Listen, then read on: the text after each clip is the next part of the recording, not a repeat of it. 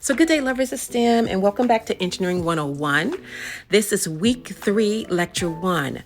This week, we will start programming. Remember, our goal is to build and program a low-cost 3D printed modular robot, the Lilybot, that I designed in my research lab with my students. And that robot is programmed using Arduino Uno. I will be using a SparkFun Red board for our instructional content. This is called a clone because the Arduino Uno is an open source, which means freely available platform. It's a microcontroller. Anyone can use it, so this is the one I'm going to use. Most of this content is from sparkfun.com. If you want to buy one of the SparkFun kits, they're about $90 on Amazon. Totally your choice. Remember, you can do all of this in Tinkercad.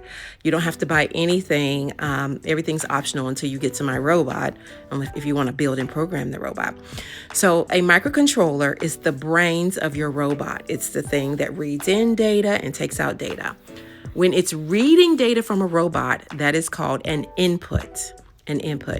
When it is sending data out to the robot, like to move the wheels or to turn on a light, that is called an output. So on the microcontroller, the very top, you're going to see the power. You can have power from a wall outlet, a power jack, or from the USB on your computer. After that, there's a reset button for restarting any program that you've written. And then there's a built-in LED that turns on from pin 13. And then you have pins for digital and inputs and outputs. Digital means on or off. That means 0 volts is off, 5 volts is on. That's for sending data out, or on and off when you send data in. I will show you examples of all of that. You can also have analog input and output data. Analog means it takes on any value along a number line, a real number between 0 and 5 volts, not just on and off. I will show you some examples of that as well.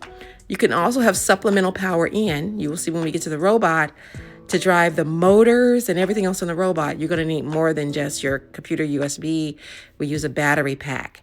And then you're going to need 5 volts in ground. We've talked about what voltage is before. And then at the very bottom, there's some other programming things like for serial monitor communication, transmission, and receiving. So this is just week 3, lecture 1. We're about to start building circuits and programming. Strap on your seatbelt, make sure you're doing the quizzes and the homework, and stay STEMtastic.